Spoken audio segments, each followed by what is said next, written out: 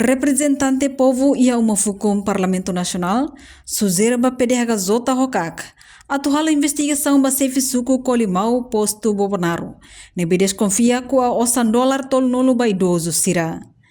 Deputado José da Cruz levanta a questão, né? E a plenária Parlamento Nacional segunda-feira lorong hito fulang abril tinang, né?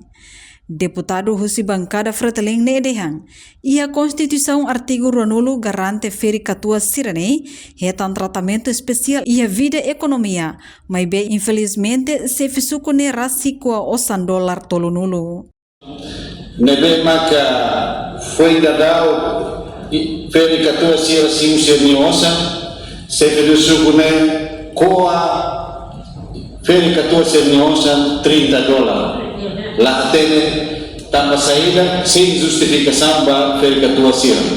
E daí comunidade sira buso atau apresenta ini para nune ka ho PDH zota tem hal investigação para sira suku daí.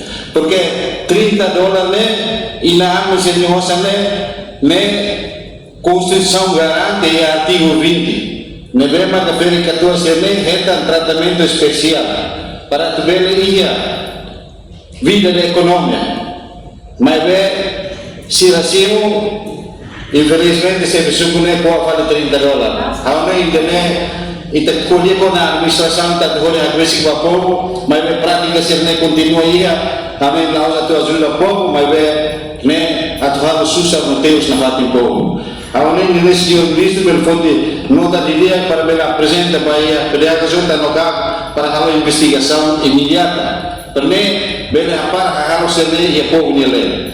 Segundo Hatamba lamentação né, porta-voz governo e Parlamento Nacional. Aderitugo da Costa promete, governo lhe usa Ministério Estatal. Se halo cross-check ba informação refere. Informação loss para itu mais housing do Ministério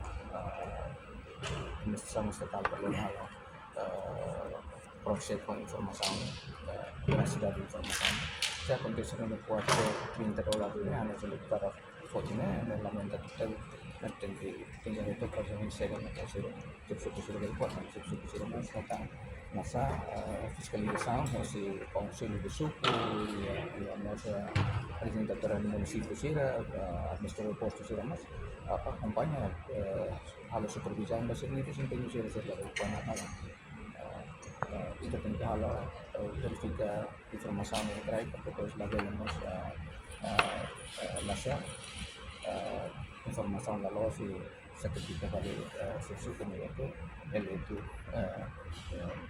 posisi diretor support. Reportagem Melda Fátima, Televisão Timor Post. Janela informação ba emogoto.